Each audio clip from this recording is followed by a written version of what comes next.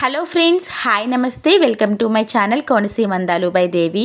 Friends అందరూ ఎలా ఉన్నారు? నేనైతే చాలా బాగున్నాను. మీరందరూ కూడా బాగుండాలని మనస్ఫూర్తిగా కోరుకుంటాను. వ్లాగ్ అనేది స్టార్ట్ అయిందండి. యాక్చువల్గా అత్తయ్య మావయ్య వాళ్ళు ఊరి నుంచి వచ్చారన్నమాట. సో వాళ్ళు వచ్చేటప్పుడు కొబ్బరికాయలు, తాటికాయలు, ఇంకా ఆషాఢ మాసం కదా, గోరింటాకు, బెల్లం, అలానే రొయ్యలు, ఇంకా జామకాయలు కూడా తీసుకొచ్చారన్నమాట. బెల్లం ఏంటంటే మాకు ఊర్లో చాలా బాగా దొరుకుతుంది. మాకు పొలాలు ఉన్నాయి కాబట్టి కొబ్బరికాయలు ఊరి నుంచి తీసుకొచ్చారండి. ఇంకా అత్తయ్య మావయ్య వాళ్ళు పిల్లలతో కూర్చుని సరదాగా కబుర్లు చెప్పుకుంటూ టీవీ అయితే చూస్తున్నారన్నమాట. నేను అత్తయ్య భోజనాలు అయిపోయినాయి కదా, ఇంకా గోరింటాకు రుబ్బేసుకో అన్నారు. వాళ్ళు ఆఫ్టర్నూన్ స్టార్ట్ అయ్యారన్నమాట. వాళ్ళు వచ్చేసరికి ఈవినింగ్ అయిపోయింది. ఇంకా వాళ్ళు వచ్చాక కాస్త కబుర్లు చెప్పుకుని వాళ్ళకి భోజనాలు పెట్టేసి ఇంకా తర్వాత గోరింటాకు అయితే రుబ్బాను. ఈ గోరింటాకులో నేను ఏమీ కలపలేదండి, ఓన్లీ నిమ్మరసం వేశాను. యాక్చువల్గా ఈ గోరింటాకు చాలా బాగా పండుతుంది. ఇంకా కావాలంటే చింతపండు వేసుకుని కూడా రుబ్బుకోవచ్చు. మనం వాటర్ అనేది ఎక్కువగా వేయకుండా తక్కువ వాటర్ వేసుకుని గోరింటాకు రుబ్బుకున్నట్లయితే మనకు నచ్చిన డిజైన్స్ పెట్టుకోవచ్చు అన్నమాట. ఆషాఢ మాసం కదా, సో మా పక్కన ఫ్లాట్లో ఉన్న వాళ్ళకి కూడా కొంచెం కొంచెం గోరింటాకు అయితే ఇస్తున్నాను. చాలా వరకు ఆకు కొంచెం మందికి పంపించాను. ఇంకా నాకు గోరింటాకు ఏంటంటే డిజైన్ వేసుకోవడం చాలా ఇష్టమండి. ఇంకా నేను ఇక్కడ పెన్తో డిజైన్ డ్రా చేసుకుని ఆ తర్వాత గోరింటాకు అనేది పెట్టుకుంటాను. ఇలా వేసుకుంటే కన్ఫ్యూజ్ అవ్వకుండా మనకి డిజైన్ అనేది చాలా నీట్గా వస్తుందన్నమాట. చిన్నప్పుడు గోరింటాకు పెట్టుకుంటే నానమ్మ దగ్గరికి వచ్చి చక్కగా పెట్టేసేదన్నమాట. మా నానమ్మ గోరింటాకు పెట్టేసి ఆ తర్వాత భోజనం తినిపిస్తూ ఉండేది. చక్కగా భలే ఉండేవండి అప్పట్లో రోజులు. కానీ ఇప్పుడు అలా లేదు కదా, మన గోరింటాకు మనమే పెట్టుకోవాలి. ఇంకా డిజైన్ అయితే కంప్లీట్ చేశాను. నేను ఇలా పెట్టుకుంటుంటే మా చిన్నోడు కూడా వచ్చాడనమాట. నాకు కూడా గోరింటాకు పెట్టమ్మా అనేసి అన్నాడు. ఇంకా ఆషాఢం కదా, సో పిల్లలకు కూడా చిన్న చిన్న అప్పడాల్లా వేసేద్దాము అనుకున్నాను. అది సర్కిల్స్ అండి. మేమైతే చిన్నప్పుడు అప్పడం వెయ్యు అని విసిగించే వాళ్ళం అనమాట నానమ్మని. అయితే డిజైన్స్ పెట్టమంటే అప్పట్లో ఎవ్వరూ పెట్టేవారు కాదనమాట. నార్మల్గా వాళ్ళకి నచ్చినట్టు వాళ్ళకి వచ్చినట్టు పెట్టేసేవారనమాట. ఇక్కడ పావనికి తన పేరైతే నేమ్లో ఫస్ట్ లెటర్ రాస్తాను అని చెప్పి పి రాసి చుట్టూ సింబల్ అయితే వేసేసానమాట.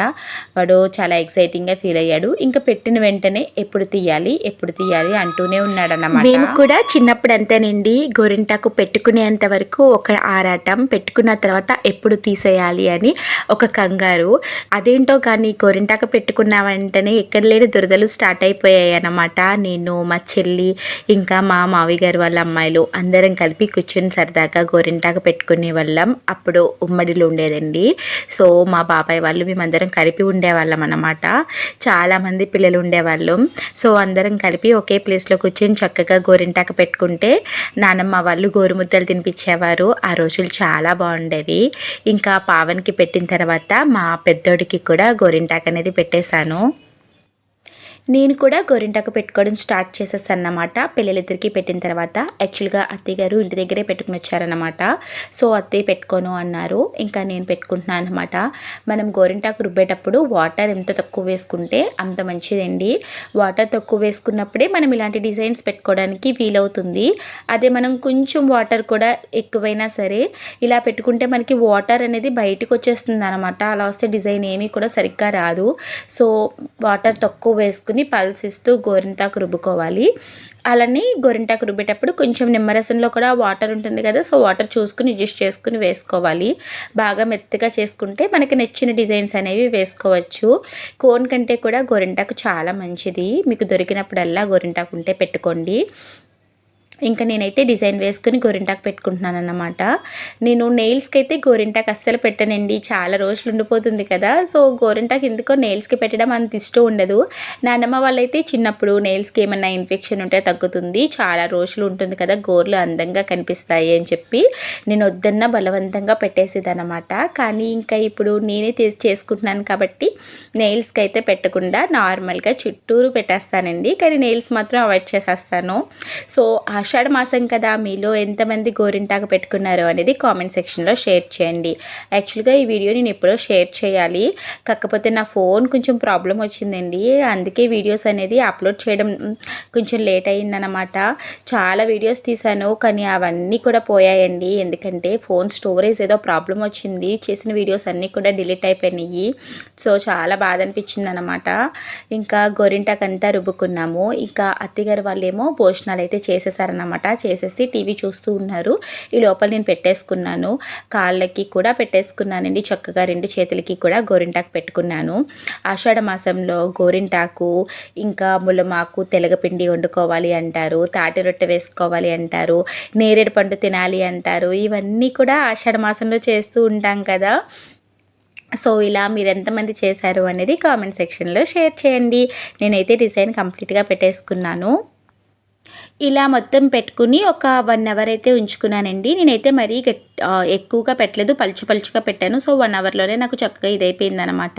ఇంకా తర్వాత కడిగేసుకుని పడుకున్నాను, చాలా లేట్ అయిపోయిందనేసి.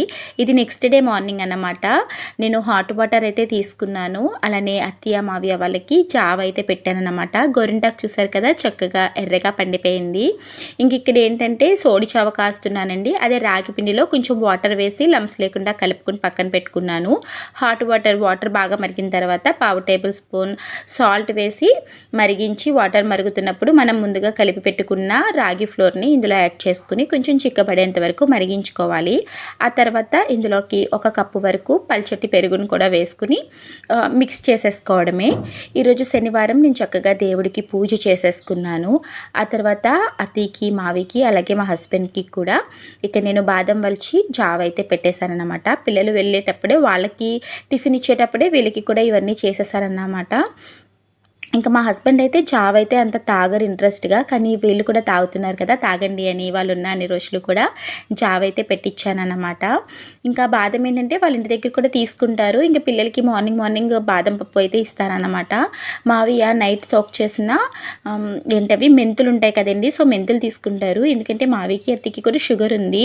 సో మెంతులు నైట్ వాటర్లో నానబెట్టుకుని 1 స్పూను మార్నింగ్ తింటే ఏంటంటే షుగర్ లెవెల్స్ అనేవి కంట్రోల్లో ఉంటాయంట. సో ఇంటి దగ్గర తింటారు, అందుకని వాళ్ళకి మెంతులు కూడా మావికి నానబెట్టి ఇచ్చేసాను. పిల్లలకి ఈవేళ సాటర్డే స్కూల్ ఉంది, కానీ ఏంటంటే మేము టెంపుల్కి వెళ్దాం అనుకుంటున్నాం. అత్తయ్యకి పిఠాపురం కుకుటేశ్వర స్వామి టెంపుల్ని చూపించాలి అనుకున్నాను.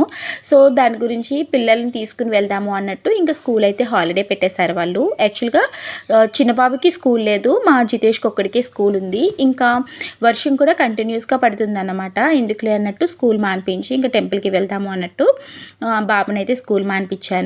మరొక పక్కన జావాన్ని ఇచ్చాను కదండి, టిఫిన్ అయితే వేస్తున్నాను అనమాట. దోశలు అయితే ప్రిపేర్ చేసేసాను. అలానే పల్లీ చట్నీ అయితే చేశాను అనమాట. పల్లీలు శనగపప్పు పచ్చిమిర్చి ఫ్రై చేసేసి చట్నీ కింద చేసేసాను. ఇంకా చట్నీ లేకపోతే టిఫిన్ అస్సలు తినలేం కదా. ఇంకా అందరికీ దోశలు అయితే వేసి ఇచ్చేసాను. మరొక పక్క పాలు పెట్టేశానండి స్టవ్ మీద, పాలు మరుగుతూ ఉన్నాయన్నమాట. మావికి ఏంటి అంటే ఎన్నున్నా టీ మాత్రం కంపల్సరీ అనమాట. ఆయన టీ లవర్ అండి, టీ అంటే చాలా ఇష్టం. ఇంకా ఎన్ని పెట్టినా కూడా ఆయనకి ఏమీ నచ్చవు. టీ మాత్రం 1/2 అవర్కి 1 అవర్కి ఒకసారి ఇచ్చినా కూడా తీసుకుంటారు. పిల్లలిద్దరికీ, అత్తయ్యకి మావికి మా హస్బెండ్కి వీళ్ళందరికీ దోశలు అయితే వేసి ఇచ్చేసానమాట. కబుర్లు చెప్పుకుంటూ తింటున్నారనమాట. ఎక్కువగా ఫోకస్ చేసి వాళ్ళనైతే వీడియో అయితే తీయలేదన్నమాట. ఇంకా ఇదండి ఈరోజు మీరు ఏం టిఫిన్ చేశారు కామెంట్ సెక్షన్లో తప్పకుండా షేర్ చేయండి. మరొక పక్క గుడికి వెళ్తున్నానని చెప్పాం కదా, వచ్చేసరికి లేట్ అయితే మళ్ళీ అత్తయ్య మావయ్యలు కొంచెం షుగర్ కూడా ఉంది కదండి, లేట్ అయితే మళ్ళీ ఇబ్బంది పడతారు అనేసి వంట చేసేసి స్టార్ట్ అయ్యామన్నమాట. ఇక్కడ పప్పు మామిడికాయ అనేది ప్రిపేర్ చేస్తున్నాను అన్నమాట. గుడికి వెళ్తున్నాం కదా, సో నాన్ వెజ్ అయ్యి ఏం లేకుండా ఇవాళ సాటర్డే కాబట్టి పప్పులో ఒక మామిడికాయని పీలర్తో ఇలా వేసుకుంటే ఏంటంటే బాగా ఉడికిపోతుంది. ఇందులో 4 పచ్చిమిర్చి, టేస్ట్కి సరిపడినంత ఉప్పు, కారం, పసుపు వేసి విజిల్స్ అయితే పెట్టేశాను. మరొక పక్కన రైస్ కడిగి పెట్టాను అన్నమాట. ఇంకా టెంపుల్కి అయితే స్టార్ట్ అయిపోయాము. వర్షం బాగా పడుతుందని చెప్పాను కదండి, ఇంకా శారీ వేసుకుని క్యారీ చేయలేక డ్రెస్ అయితే వేసేసుకున్నాను అన్నమాట. మావయ్య వాళ్ళు ఫ్రెండ్ కూర్చున్నారు. ఇదేంటంటే ఉప్పాడ మీదుగా వెళ్ళామన్నమాట. ఉప్పాడ బీచ్ చాలా బావుంటుంది. యాక్చువల్‌గా దిగి వీడియో తీద్దామనుకున్నా. కాకపోతే వర్షం కంటిన్యూస్‌గా పడుతుందండి. నాకైతే ఒంట్లో బాలేదనమాట. గొంతు రొంప చేసింది. ఇంకా తడిచానంటే ఇంక అంతే అన్నట్టు కార్‌లోనే ఉండి వీడియో అయితే తీశాననమాట. అసలు మేము స్టార్ట్ అయినప్పటి నుంచి గుడికి వెళ్ళేంత వరకు వర్షం పడుతూనే ఉంది. గుడిలో ఉన్నప్పుడు కూడా వర్షం పడింది. సో, పిఠాపురం కుక్కటేశ్వర స్వామి టెంపుల్‌కి అయితే వెళ్ళామండి. బయట మనకి ఇలా ఉంటుందన్నమాట. మనకి దేవుడు ఆర్చ్ కూడా ఉంటుంది. ఈ గుడి చాలా విశిష్టమైనదన్నమాట. దక్షిణ కాశీగా కూడా ఈ గుడిని పిలుస్తారు. ఈ గుడిలో మెయిన్ ఏంటి అంటే పిండప్రదానం చేస్తారు ఎక్కువగా. సో, దక్షిణ కాశీగా పిలుస్తారు కదా! అలానే పాదగయ, ఇంకా ఇదొక 10వ శక్తిపీఠం అని కూడా అంటారన్నమాట. స్వామివారు దర్శనం చాలా జరిగిందండి. అసలు చూసారు కదా, కింద మొత్తం కూడా వాటరే అనమాట. మ్యాట్ మీద నడుస్తూ వెళ్ళాము. ఎందుకంటే వర్షానికి జారిపోతుందండి. కింద మొత్తం గచ్చు జారుతుందన్నమాట. ఒక పక్క నుంచి కడుగుతూనే ఉన్నారు.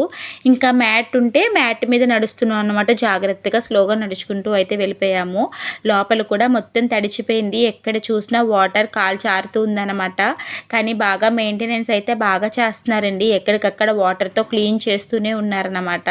ఇందులోనే దత్తాత్రేయ స్వామి టెంపుల్ కూడా ఇందులోనే ఉంటుంది మనకి. చాలా బాగుంటుంది టెంపుల్. ఇంకా జితేష్ ఏంటంటే కొబ్బరికాయ నేను కొడతా అన్నట్టు కొబ్బరికాయ అయితే కొట్టేసి వచ్చేసాడనమాట. మేమైతే దర్శనానికి వెళ్తున్నాము లోపలికి. ఇక్కడ మనకి ఏంటి అంటే స్వామివారి దర్శనం చేసుకున్నాక స్వామివారి పక్కనే అద్దంలో అమ్మవారు కనిపిస్తారండి. కంపల్సరీ మీరు పిఠాపురం వెళ్ళి కుక్కటేశ్వర స్వామి టెంపుల్కి వెళ్తే చూడాల్సింది ఏంటి అంటే స్వామివారి దర్శనం, లింగం దర్శనం చేసుకున్న తర్వాత పక్కనే మనకి అద్దంలో అమ్మవారు కనిపిస్తారనమాట. చాలామంది చూడకుండా వచ్చేస్తారు.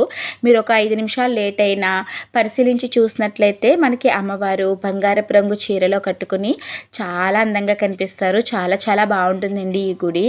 ఇదిగో చెప్పాను కదా, ఇక్కడ పిండ ప్రదానం లాంటివి చేస్తూ ఉంటారని. ఇక్కడ చాలామంది చేస్తున్నారనమాట. అలానే ఇక్కడ అన్నప్రసన్న చేసుకుంటారు.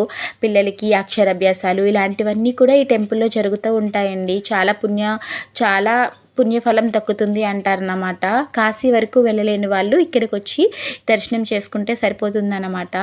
అలానే ఈ టెంపుల్లో కొలం దగ్గరికి అయితే వెళ్ళామన్నమాట. యాక్చువల్గా ఇక్కడికి ముందే వద్దామనుకున్నాము, కానీ వర్షం ఎక్కువ పడుతుంది కదా, తడిచిపోతున్నాము, కాళ్ళు ఏమో జారిపోతున్నాయి, దర్శనం అయిన తర్వాత వద్దాము అనేసి దర్శనం అయిన తర్వాత వచ్చాం. పిల్లలైతే చాలా సరదా పడ్డారండి. చాలాసేపు ఇక్కడ ఆడుకున్నారన్నమాట. వాటర్ దగ్గరికి వెళ్ళిపోతుంటే కొంచెం భయం వేసింది. ఏం లేదు, కాలు జారుతుంది కదా, అక్కడ కూడా రాశారన్నమాట వాటర్ ఫ్లో అనేది ఎక్కువ ఉంది, ప్రమాదం జరిగే స్థలం అని చెప్పి పెట్టారన్నమాట. వాటర్ దగ్గరికి వెళ్ళొద్దు అని. అయినా పిల్లలు ఆగరు కదా, ఒక స్టెప్ వరకు పట్టుకుని దించి సరదాగా కాసేపు అయితే కాళ్ళు తడుపుకునేంత వరకు ఉన్నామన్నమాట. చుట్టూ లొకేషన్ చూసారు కదా, ఎంత పీస్ఫుల్గా ఉందంటే చాలా చాలా బాగుంటుందన్నమాట. ఇక్కడ శివలింగాలు ఇవన్నీ కూడా.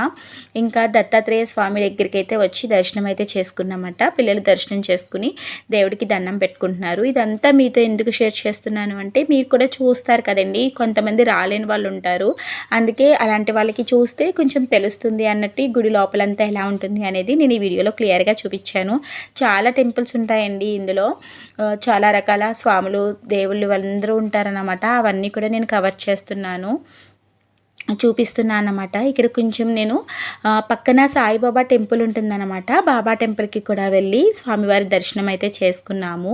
ఇక్కడ మనకి ప్రసాదం కూడా ఇస్తారండి. అలానే ఎవరైనా దూరం నుంచి వచ్చి స్టే చేయాలి అనుకుంటే ఇక్కడ రూమ్స్ కూడా అవైలబుల్గా ఉంటాయి. రూమ్ కాస్ట్ అవి ఎంత ఉంది ఏంటి అనేసి నేను కనుక్కోలేదండి, కానీ రూమ్స్ అయితే ఉన్నాయన్నమాట. ఇక్కడ రీసెంట్గానే సరస్వతీదేవిని కూడా ఆలయం నిర్మించారండి. సో అన్నమాట, అమ్మవారైతే ఎంత అందంగా ఉన్నారంటే చాలా బాగున్నారన్నమాట. మనసుగా ప్రశాంతంగా అనిపించింది.